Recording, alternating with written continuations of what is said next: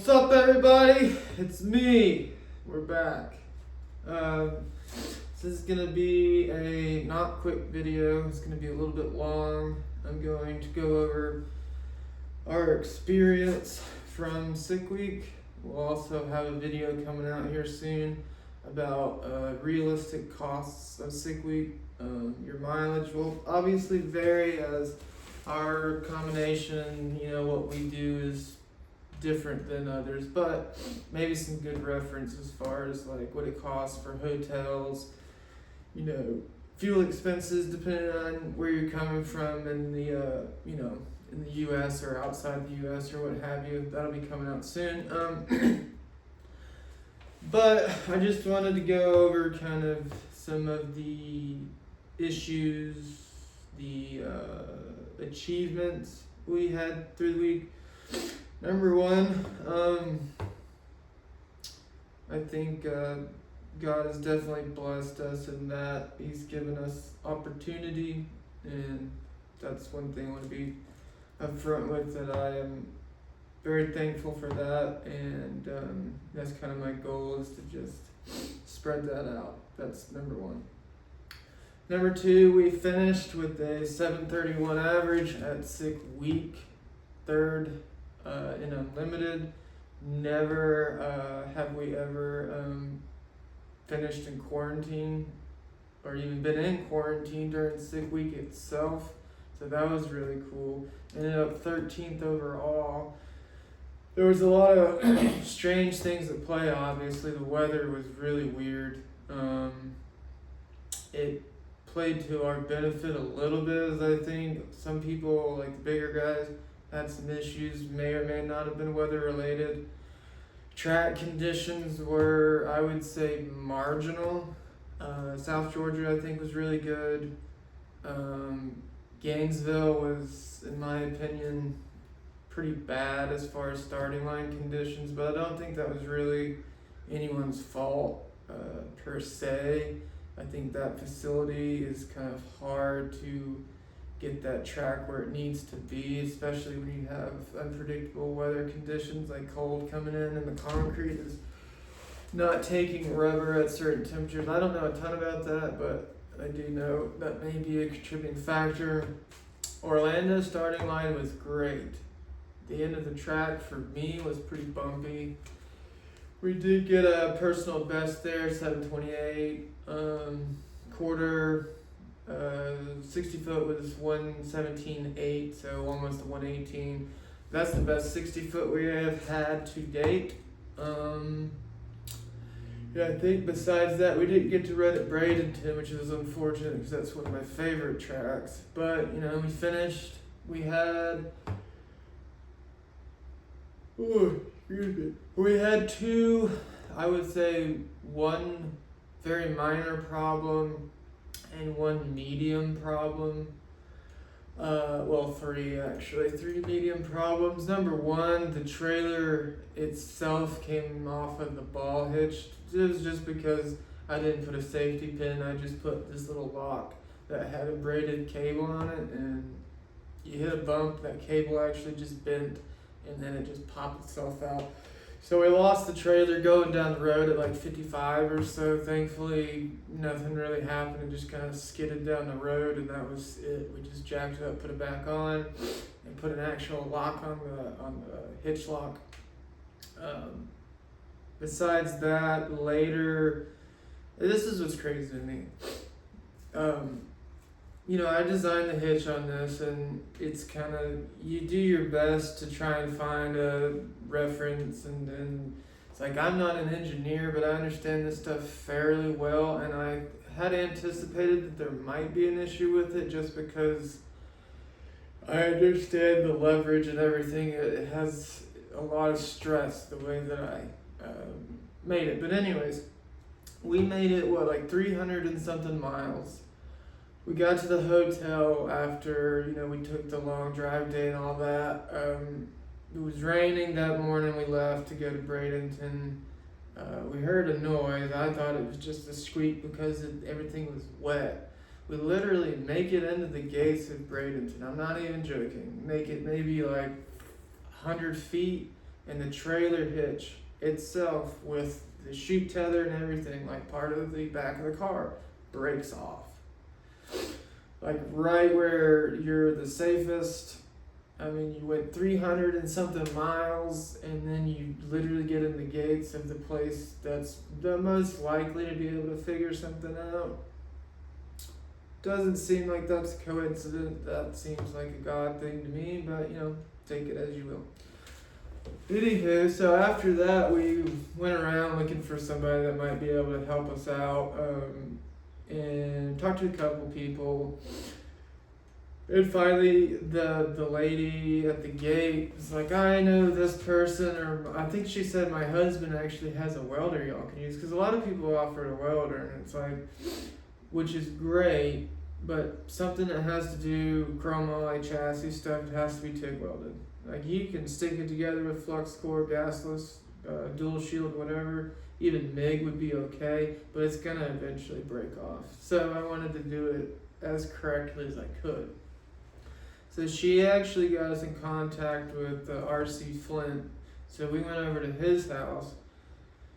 He had, I don't know what I was expecting. I think I was just like, hey, I just need a welder so I can stick this thing back together. But RC had not only tubing, chromoly tubing. He was probably the nicest guy as far as just, hey, I've got everything you need right here. Just take whatever you want. Here's a welder. And then we literally made it better than it was. And that was like perfect. It was like sweet. Not only did we fix the problem, but we also made it to where it shouldn't do that the whole week. So we got that fixed. And then we get out there and it turns out that, they canceled for the fast people. So, that is what it is. And then, where did we go after that? I think it was Orlando after that. Yeah, Orlando. So we made it to Orlando and I'm kind of looking over the car. And I think that morning going into Orlando, I noticed this one day whenever we were cranking and a bunch of fuel came out of the passenger side exhaust, like a good bit, more than just like condensation. So I was aware that there was something going on. But anyways, the morning of Orlando, I think actually the morning of Orlando is when I noticed that there was something going on where there's some fuel in a cylinder. It was close to hydrolocking. I heard it kind of like take a second to turn over. So it was something that I was paying attention to. But anyways, I think what was the last day there back in Gainesville that morning, I pulled the spark plug because I was like, I want to find out which cylinder is the problem. So I found out number 6 hole, number 6 injector was leaking, and it wasn't a lot, but it was enough to hydrolock a cylinder. So I pulled the spark plug out, and it shot out. A nice little spray. It wasn't like a ton, and that was over like 8 hours of sitting. So it's a slow leak, whatever it is. So I got to get the injector fixed and figured out. But then that was a problem there. But obviously everything was fine after that. Just something that needs to be fixed. But anyways, back to Orlando. The reason these are here, these guys are straight off of Amazon, eBay. Cheap deals, like $170 for a set of up and forward headers. The set on here I've had on there since I originally built the car. I'm talking like before it was tube chassis, before it had any chromoly on it at all. These headers, or the ones on the car, exactly like this. Sat there with no turbo support. Literally, the turbos are just hanging off the front of these deals. I was talking to Matt, the turtle Matt, and he was like, dude, you are a strange man. I was like, what are you talking about? No turbo supports. It's like, no. 8,000 miles. Turbo's just hanging, dangling off the front end in various configurations. I mean, these things aren't light either. They're like 40 something pounds a piece. So you're talking 40 pounds per. I mean, holding 40 pounds out here, that's a lot of work. So I just I could get some really nice ones, or I'm just gonna use the same ones I've been using because obviously they're pretty decent even though they're China made. But the reason I'm changing to a new set is because that morning in Orlando I noticed that there was a crack right here, right in the V-bank clamp. And I think as well, I was starting to notice some leaking. Because with that fuel injector leaking a little bit, it put fuel in the exhaust and I could see where it wasn't making a complete seal. So it's not a huge leak as far as exhaust goes. If you have a tiny leak, it's probably not as bad, but that's also going to introduce oxygen into the O2 stream, so you're not getting as accurate of a reading, even though the tubes on here are tiny. So the accuracy at low speed, at low engine speed or low exhaust velocity is a little bit difficult. I actually don't run off the O2 at anything below 4,000 RPM. So my street tune is completely just looking at the spark plugs and just does it feel good? Okay, seems okay. Anyways, so we figured that out. Got a welder from, I can't remember his name, the F-150. He had that little flux core welder. I mean, he's helping people out all week. That was a really nice guy. They're running, I think, C or D class, so they're not crazy fast or anything, but they're just some good guys out there just helping people out, which is good to see. So they helped us out, and we were able to actually weld a muffler. I think it was just a mounting tab for this other guy while we were over there, so got to help some people out as well, which is always cool. But anyways, yeah, so that was pretty much the troubles that we had. So nothing too crazy. Everything was fixable with what we had or could get. So all in all, I mean, it was a good week. The weather was a little weird, a lot of things happened unforeseen. A lot of the big guys dropped out, and it put us into a unique position as far as we endured. Not only did we endure and just finish third as a fluke, we're number 13 overall. So, I felt at Sixth Summer whenever I won Unlimited that it was kind of undeserved. And I talked to Keith about it a little bit, and I didn't really kind of understand what he was talking about. It's you finished. This is a big deal. I mean, just finishing one of these events makes you deserving of, whatever position you get, regardless of how fast you are, regardless of why you're in a class. Finishing, being consistent is the name of the game. If you can't finish, you can't set a record. You might set a, one pass, but it's kind of nullified, or maybe would feel invalid. Say it's somebody ran a 5 and then I was oh, they couldn't finish the week. So does it really count? Yes, but you really need to finish too, because then it's it's kind of convoluted. But anyways, so it's been a really cool opportunity for sure. But it also shows kind of some of the shortcomings of this car. I don't know how familiar everyone is with starting line ratio and gear ratios for transmissions. So that 728, 117, 860 foot is done and it's using a second gear launch in a 4L80E, which is a 148 second gear. It's a 325 rear gear. The SLR is somewhere around 4.9, and I was talking to Dan at Circle D about this, and he's listen, That is a starting line ratio that's a little bit too much for like radial versus the world car. Which is pretty crazy that I'm able to do what I can do with the car. So the goal is to try our best to get a gear set from Cohen. That's like a close ratio gear set, so I could leave in first gear, maybe like a 160-ish, somewhere around there, 160 gear ratio leaving, and then a 140 or 130, something like that, and then this thing, just doing that would pick up like at least 300. It's like, not even joking. It can be extremely fast, just how it sits with the proper gear ratio.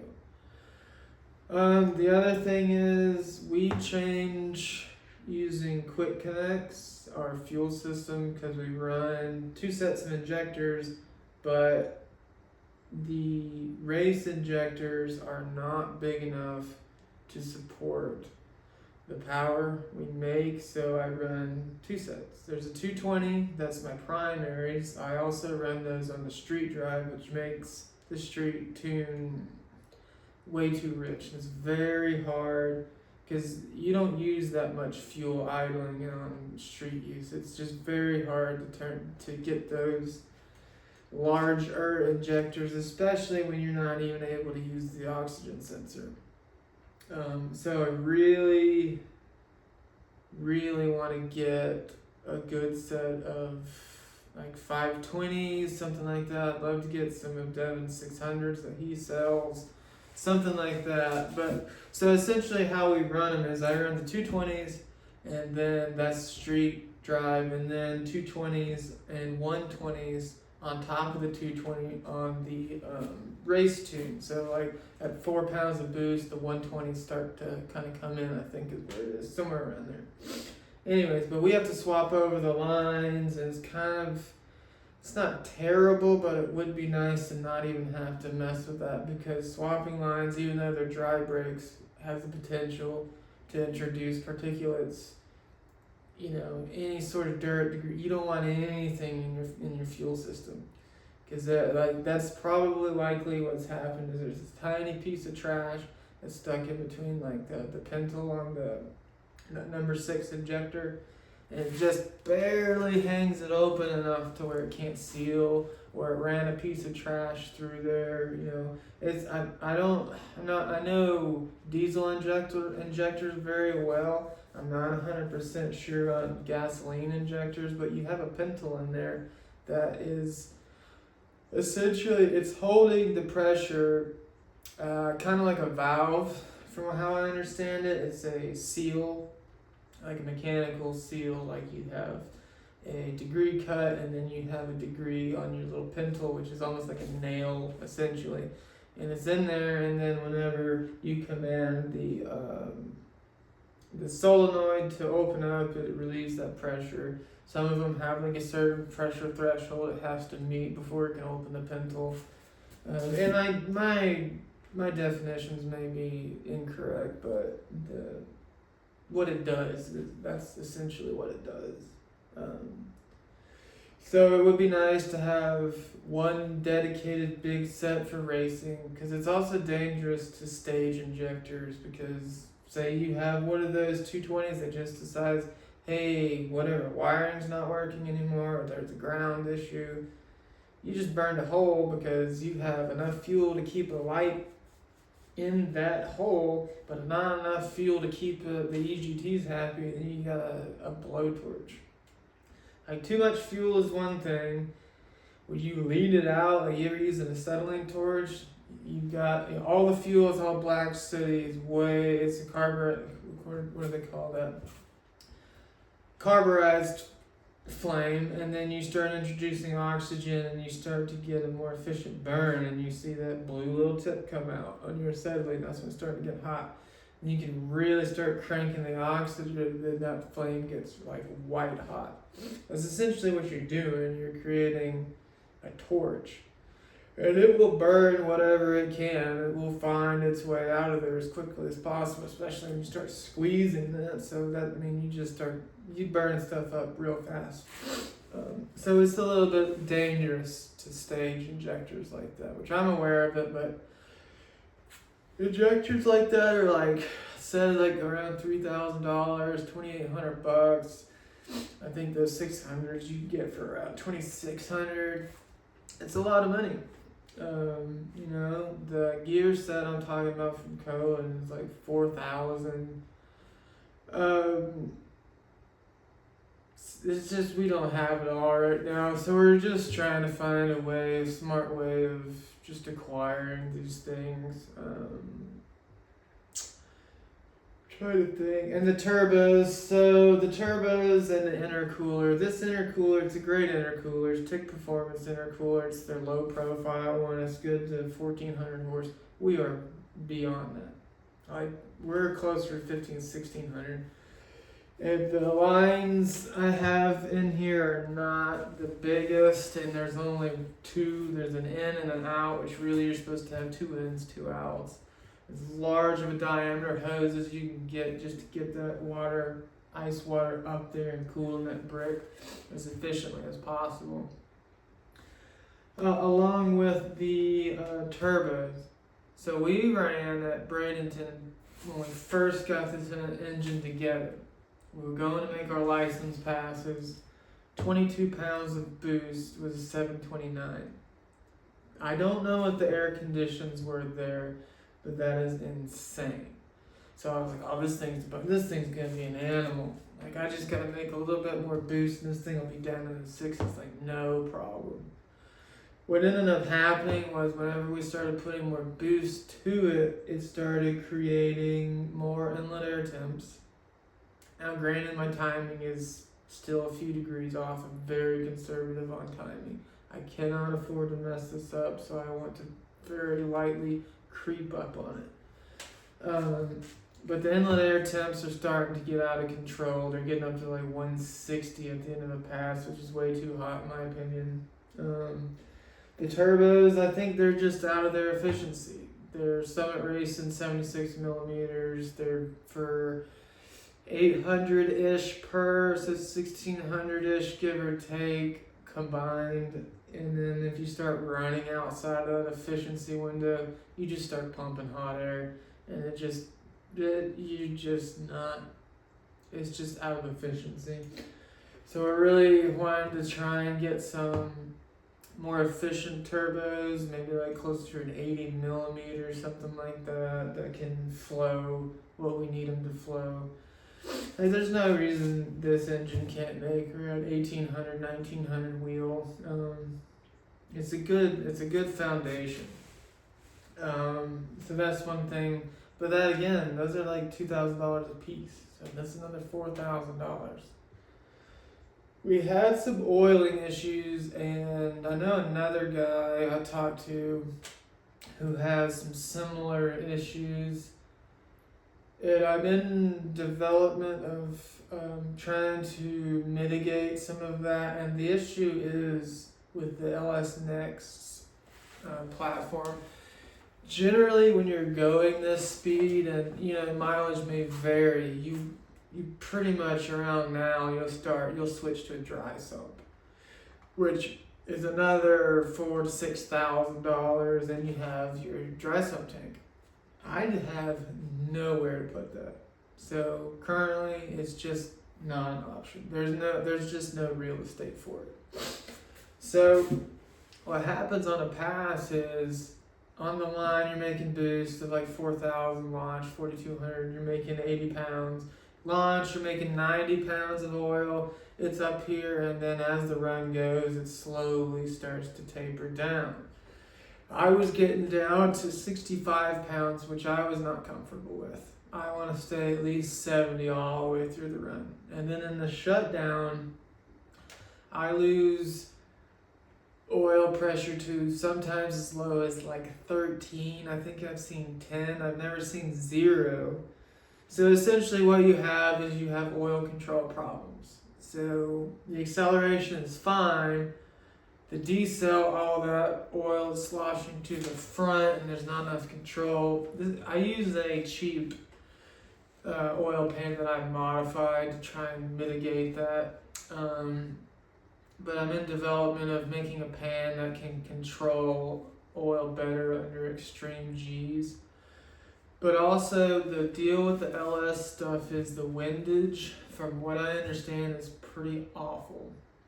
As far as you have all this oil going up and then it has to come back down. As it comes back down, your crank is spinning and it's slapping that.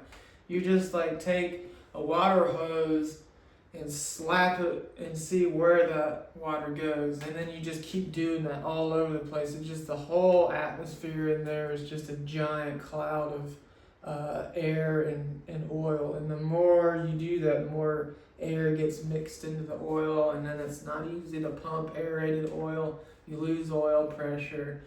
Well, air is compressible, so it is not hydraulic, which means your bearings have likelihood to where the crank is not supported. A lot of issues can come from that. So what I'm trying to do is I'm trying to come up with a solution not only to control the oil on acceleration, deceleration, high G's, but also the windage.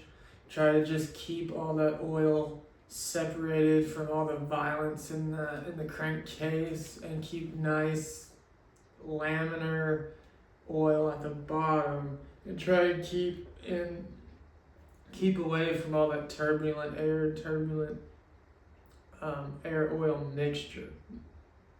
So that's something I'm going to try. I know there's at least one other person that may benefit and could also benefit from something like this. Maybe a market, I have no idea. But I'm making a prototype and we'll be testing some of my ideas. I think that's pretty much it. The chassis seems to be pretty good.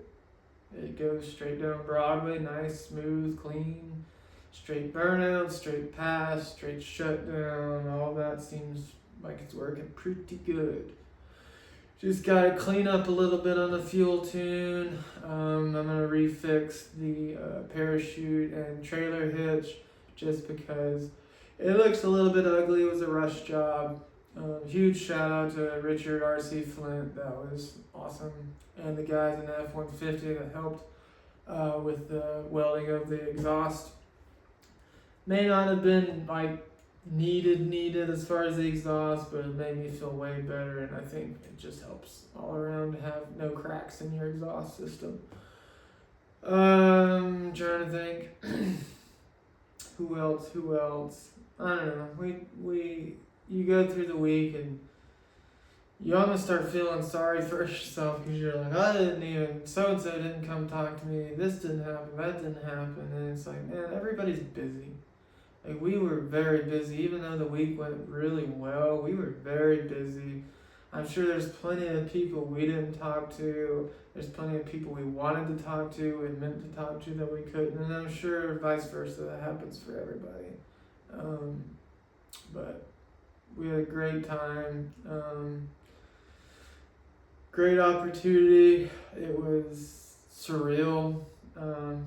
So back to life, back to the daily grind. I'm gonna try and save up some money. We're trying to seek some sponsorship and trying to get a hold of some of these parts, but nothing crazy.